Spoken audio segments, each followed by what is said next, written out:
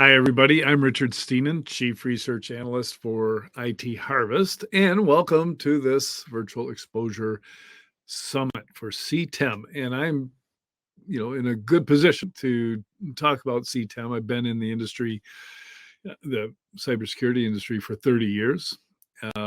In 2000, I joined Gartner and became VP of Research, only the second person at Gartner at the time covering security.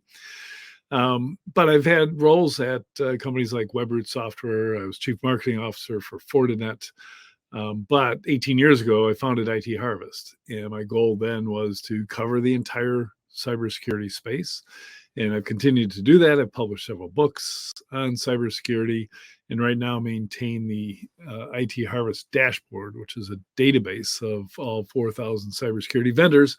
And I think this is appropriate because I've seen CTEM start to evolve and have some perspective on its history, which I'm going to take you through as we talk about it. So the title of my presentation is Mastering the CTEM Framework to Accelerate Cyber Resilience. So first, let's answer the question, what's cyber resilience? And if you think about it, to me anyways, my definition is that cyber resilience equals reduced likelihood and severity of attacks, plus faster recovery. So you put all those together and you're resilient. In other words, you're in a better stance such that if you do suffer a breach, it won't be as severe as it could be, and you get up to speed quickly. So your downtime is very, very low and your customers aren't impacted, et cetera. And that's the goal, right, is to get to that resilient state. And CTEM, for me, plays in that reducing the likelihood and severity of an attack because we're looking at our attack surface. And of course, CTEM stands for Continuous Threat Exposure Management. This is a term generated by Gartner. Now, mind you, I'm a former Gartner analyst, but I do watch very closely the types of things that Gartner does. And quite often I'll be a critic of Gartner in the way that they create new categories, sometimes to the detriment of the industry. But in this case, I'm aligned with Gartner in that I think there are so many components of what we've started to do in order to, you'd either say improve our cyber hygiene or, disseminate posture management across the various pillars of our IT systems, that it is time to start talking about a way to manage all that and bring it all together so it's working. So all the components are working together. CTEM encompasses and brings together vulnerability management, configuration management, pen testing, red teaming, and then breach and attack simulation, and a few other components that have been added in there. I think that, certainly vulnerability management is one of the earliest components of any security program. Back 24 years ago when I started doing this, we basically had firewalls and we had antivirus, but we also saw the beginnings of Nessus, which was one of the open source vulnerability scanners. Some old folks might remember CyberCop, which is what I actually used when I was at PricewaterhouseCoopers, or ISS, Internet Security Scanner, a company that was eventually acquired by IBM. So in those early days, it was very simple, straightforward. Scan all 64,000 ports on every single endpoint, every single IP address that would respond, and look for what ports were open, and then start scanning for vulnerabilities and just hitting it with those. It'd be hard to do what we used to do, which was scan all those ports and hit it with all of our known attacks. We took down many networks trying to do that. Today, it's a little more nuanced, and yet every organization has to do this. The one area that I might disagree with Gartner on is that they put this into security operations. In my mind, security operations are the people on the pointy end of the spear who are actually countering attacks as they're happening, right? And in both exposure management, vulnerability management, configuration management, really belongs in more of a 9-to-5 role, not what the SOC people are doing. But that's just a difference in our perspectives. So Gartner very wisely positions CTEM as a framework, right? They're not saying this is a product or a new product category, but they are recognizing that there are a bunch of products and all disjointed, all grew up organically from different parts of the world to address different problems that organizations were having. And now we're getting to a maturity level that there's a need for looking at them at least in an overarching framework. So Gartner's got 5 stages of their CTEM framework.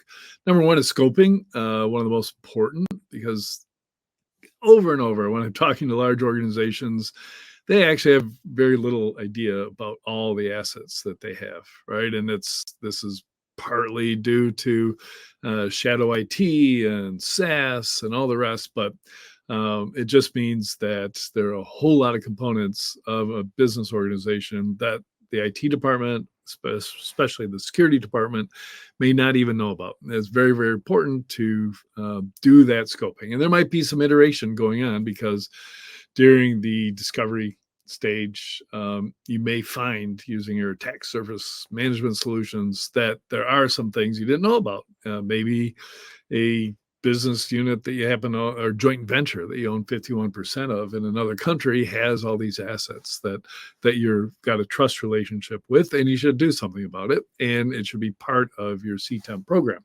So you do the scoping, and then you do the discovery, which is pretty much the vulnerability scanning we know and love, plus the attack surface management, identifying, every vulnerability management system I've ever used starts with give us a range of IP addresses to scan. So it's all down to just IP addresses. Modern ones, of course, can do IPv6 addresses as well. And of course, the hard part is sometimes when there isn't a hard and firm IP address, right? Some cloud services, um, you know, only assign that IP address kind of on the fly as you're spinning up the server. So it's not necessarily only IP addresses that are the assets you actually have to check. And that discovery process usually ends up giving you this huge, huge asset inventory, and not just computers, but identities are assets. Definitely, data is an asset. So it can just keep blossoming and blossoming until it's a very, very large problem to handle. And of course, there are whole other realms of our IT world to handle things like your data assets and data lifecycle management, et cetera. And then probably the hardest step, maybe not the most valuable, is the prioritization. You've got thousands of things, you've scanned them, you've found vulnerabilities in them, or you found them that they're exposed, and you've got to start correcting those. Each one, takes a JIRA push of a task for somebody to check in the morning and start handling, and you do all the metrics and cost analysis of that, but that if you got millions of them, it's going to be impossible to actually do them all. So you have to start somewhere. So start with high priority ones, which could be some of those assets that you determine are valuable. Always keeping in mind that your judgment of an asset's value is not the same as the attacker's, right? You may be just an innocent third party in the attack path to the actual target, right? They might be after something at the Pentagon and you happen to be a supplier of HR services to the Pentagon. They're going to be attacking you, and you think that your valuable thing is the salary that you pay everybody. They're thinking that it's going to be the email addresses of everybody in the Pentagon, things like that. So after prioritization, you've got your, I guess your marching orders. Go patch everything, or reconfigure things, or change your security controls so that those things are not reachable. So you've got a vulnerability in the way Telnet's deployed on an old, IBM server. You can't patch it, right? It's not supported anymore, but you just make sure that it's not reachable from the internet, and then you reduced the risk of it being exploited dramatically. And then what I think is possibly the most valuable stage of CTEM is this validation. So security control validation can be as simple as, I'm going to do an attack and penetration test, and I'm going to determine if I can get in, right? And if you've got the controls in place. But beyond that, it's we deploy controls, and we rarely ever check to see if they actually work. So a control could be a correlation in a sim tool. Hey, if somebody logs in and they've logged in, during Eastern time zone business hours every day of the year, and all of a sudden they're logging in on Beijing business hours, and it's a new IP address, we're going to block that. Or we're going to send an alert or something. Does that control work? Did anybody test it to make sure that actually happens? Or you've got a bunch of firewall policy rules, and they conflict in such a way that the one that you thought was protecting this valuable asset, or the IBM server running Telnet, isn't actually working. And so it's that validation that is going to tell you whether or not the controls you put so much effort into documenting and implementing are actually working. And then finally, Gartner's got this mobilization, which they make it sound like it's rally the troops, get everybody pulling in the same direction. I like to think of it more as make these products, first of all, work together, and then step back and see if you can get the teams to work together as well. So there are a lot of components to CTEM. When I look at just some of those subcategories that I've been talking about, I get 1,212 products that go into this, what I guess could be a marketplace, but it's really pillars that roll up into a marketplace.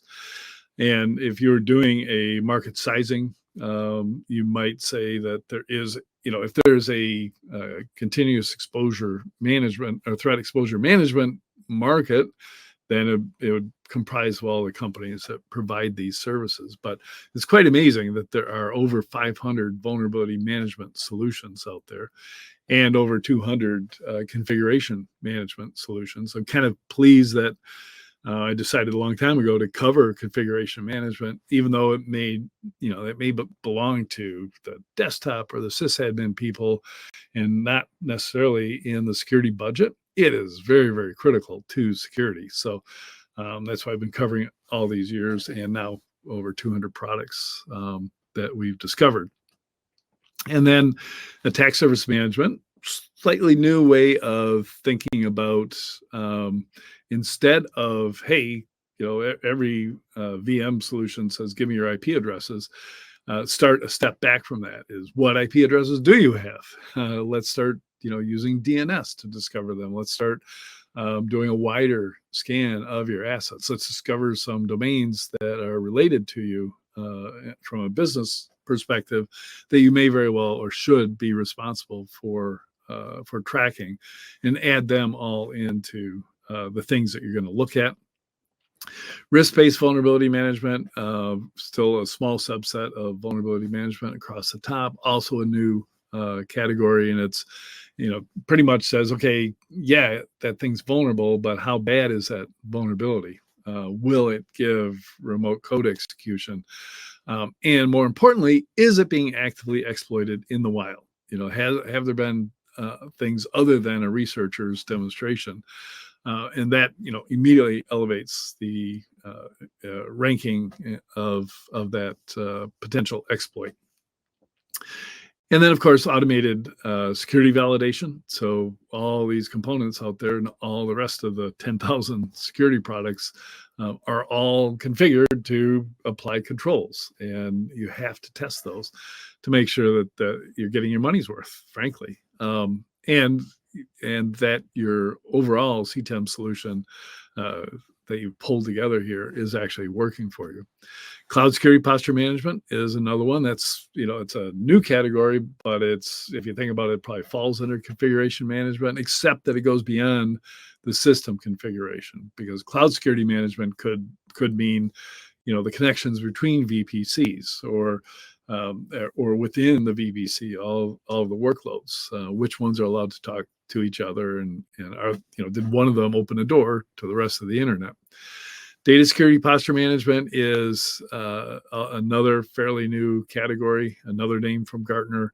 And it is a combination of data discovery and giving you the insight into what controls are around it. In other words, can people access this data store in an S3 bucket easily, and it happens to hold a whole bunch of PII information. And then ITDR is where you pull in the identity component of all this. So you can see, that was 1,212 products, I think, all devoted to parts and components of what CTEM solves. And to me, what the advantage of CTEM is, hey, let's make these things work together. Let's use the right components. We might be using a super old vulnerability scanning, an open source vulnerability scanner. It might not have the risk-based component to it. So maybe you need to add that or replace the Nessus-based thing with a commercial off-the-shelf product as well. And of course, adding the identity, the data, configuration management, all to this and putting it in one place gives you something that now you can have a bird's eye view of it. You can determine where your gaps are and start to fill those in with better products. And you might start replacing products that do a better job of integrating with each other. And do you need a CTEM solution on top of all that? Well, maybe, but there aren't very many that say, "Hey, we're CTEM," and that's just because it's early in vendors either pivoting or building into this framework that Gartner's proposed. And the market's going to choose that, not Gartner, right? The market will choose if people want to buy a CTEM platform from a single vendor, or if they want to pick and choose and work with vendors that work together. So how to initiate a CTEM program? This is, you can hear me speaking about this throughout this presentation, but I think you should first find the tools you're currently using in those 9 subcategories. I have found when I talk to large organizations, they actually have, the minimum tools they need, sometimes with a little overlap within a business unit, but then each business unit has picked different tools. So there's tons of opportunity to consolidate a vendor and probably get better pricing across the board if you start doing this exercise. So find all the tools that fit in that, and then evaluate if they're contributing to this vision of a CTEM framework.